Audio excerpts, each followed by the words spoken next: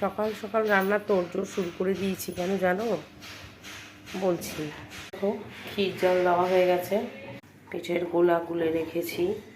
বিশেষ কারণ যার জন্য সকাল থেকে খুব ব্যস্ত, তো কারণটা তোমাদের একটু পরে বলছি।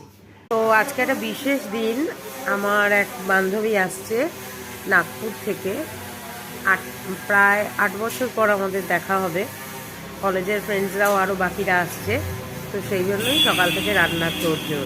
প্রায় 24 ঘন্টার ওপর ও ট্রেনের জন্য ওয়েট করেছে। ওর ট্রেন প্রায় 14 ঘন্টা লেট ছিল, এবং যাই হোক সব শেষে ওর ট্রেন রওনা দিয়েছে এবং ও কলকাতায় আসছে। এখন দেখা যাক কখন আমার এখানে এসে পৌঁছাচ্ছে, তার মধ্যে আমি আমার রান্নাগুলো কমপ্লিট করে ফেলার চেষ্টা করছি।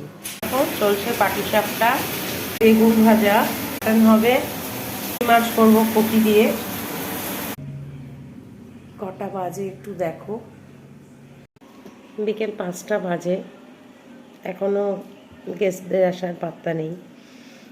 অসম্ভব রকম ট্রেন লেট। আলটিমেট কটা এসে পৌঁছাবে জানি না। টিকিয়াপাড়ায় গাড়ি দাঁড়িয়ে আছে। আলটিমেট আসতে চলেছে, আর কয়েক মিনিটের মধ্যে এসে যাবে খবর পেলাম। তো আমিও এই ফাঁকে একটু সাজুগুজু করে নিয়েছি। 8 বছর পর দেখা, তো এটার এক্সাইটমেন্টটাই আলাদা।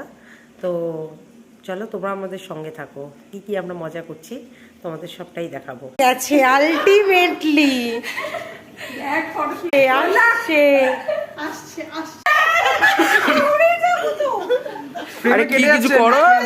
সময় লাঞ্চ না ডিনার কি চলছে আমি ঠিক বলতে পারবো না। এটা ডান্স চলছে কিছু একটা। আমাদের দুরন্ত বন্ধু 8 বছর পর চলে যাওয়ারও সময় হয়ে গেল।